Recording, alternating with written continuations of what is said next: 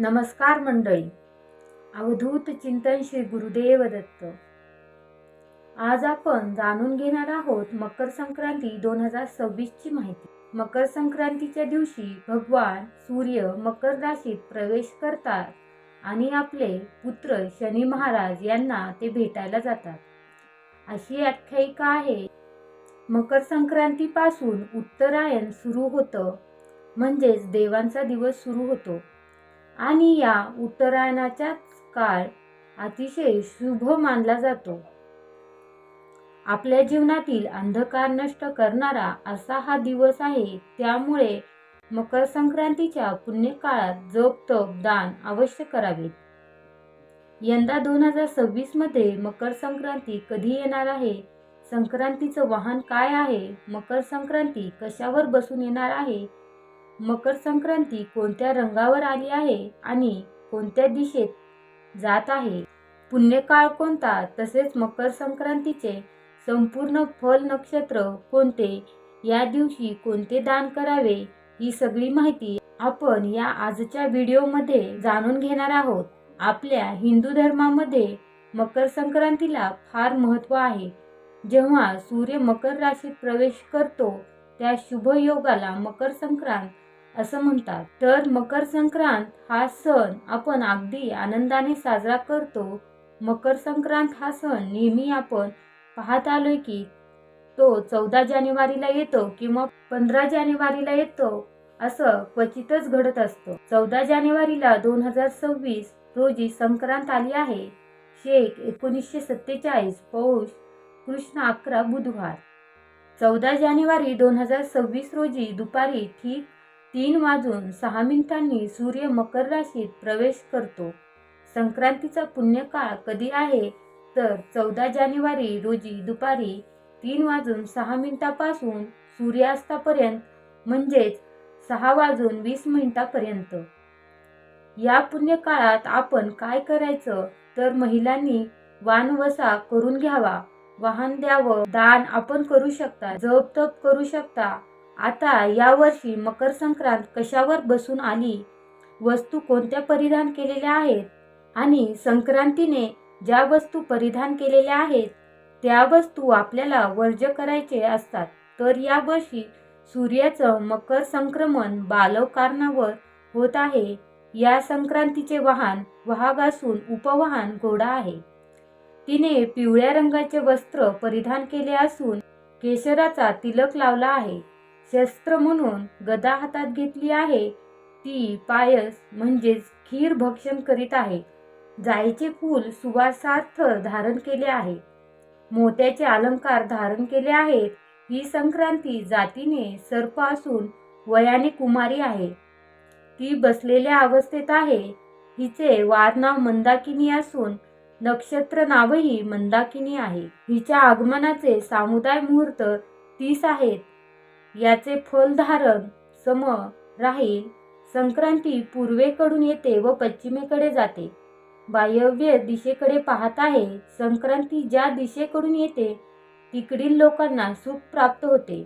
ज्या दिशेकडे जाते व पाहते त्या दिशेकडील लोकांना दुःख व पीडा अशी फले मिळतात. संक्रांती पर्व कालात स्नान व दानधर्म आदी पुण्यकृत्य केले असता त्याचे फल शतगुणित होते. या पर्व कालात जी दाने दिली ती भगवान सूर्यनारायण आपणास जन्मोजन्मी नित्य देतो.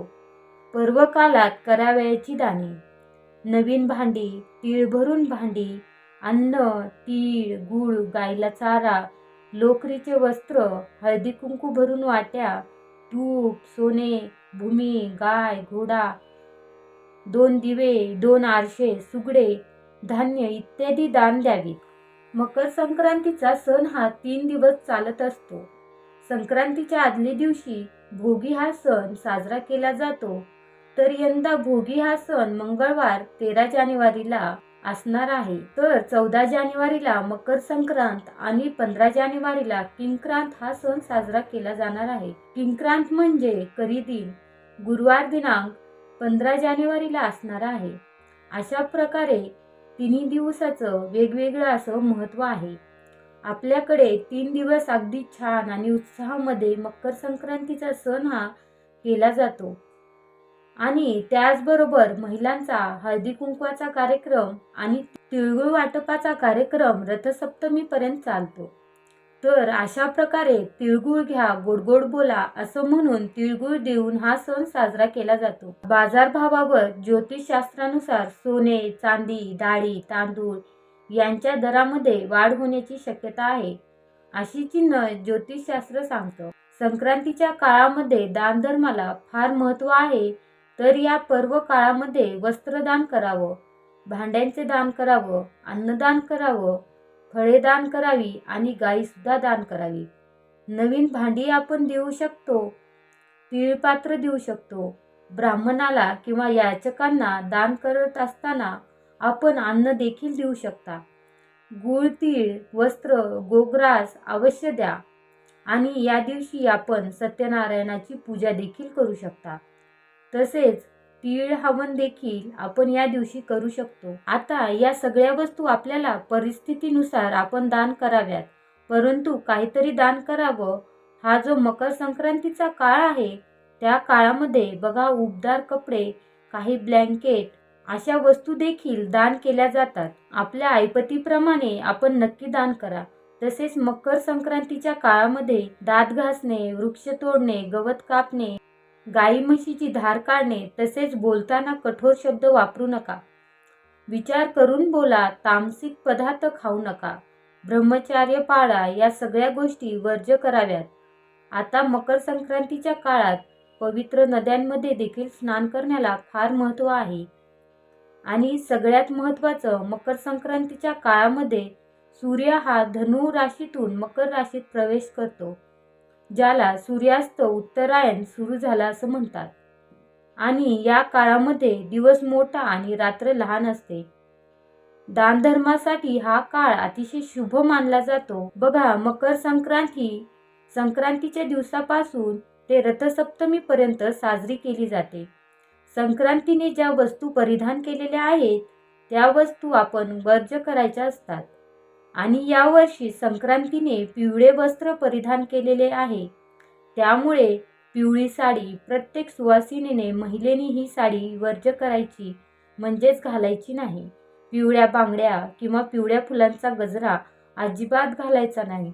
आता आपण जाणून घेणार आहोत की या दिवशी कोणकोणते धार्मिक उपाय आपल्याला करायचे आहेत. तर मंडळी, या दिवशी धार्मिक उपाय, सकाळी तीळ मिश्रित पाण्याने आपण स्नान करायचे. स्नान करून झाल्यावरती सूर्याला अर्घ्य द्यावे, त्यामध्ये देखील तीळ टाकावे, त्याने पितृदोष दूर होतो. तसेच लक्ष्मी प्राप्तीसाठी कवड्या आणाव्यात. कवड्यांना दुधाने स्नान घालावे. एका वाटीत हळद घेऊन कवड्या ठेवाव्यात. तिळाच्या तेलाचा दिवा पूजनामध्ये अवश्य लावावा. तसेच मुख्य दरवाजासमोर तुपाचा दिवा लावावा. तुळशीला देखील तुपाचाच दिवा लावावा आणि पूजनानंतर या कवड्या आपण तिजोरीमध्ये ठेवू शकता. तर या वर्षीच्या मकर संक्रांतीची महत्त्वाची माहिती तुम्हाला या व्हिडिओच्या माध्यमातून शेअर करायची होती.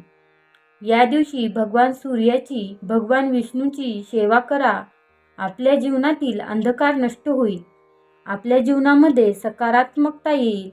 तर हा महत्त्वाचा व्हिडिओ तुमच्यासोबत शेअर केलेला आहे. व्हिडिओ आवडला असेल तर व्हिडिओला नक्की लाईक, शेअर करा आणि चॅनलला सबस्क्राईब करायला विसरू नका. अवधूत चिंतन श्री गुरुदेव दत्त.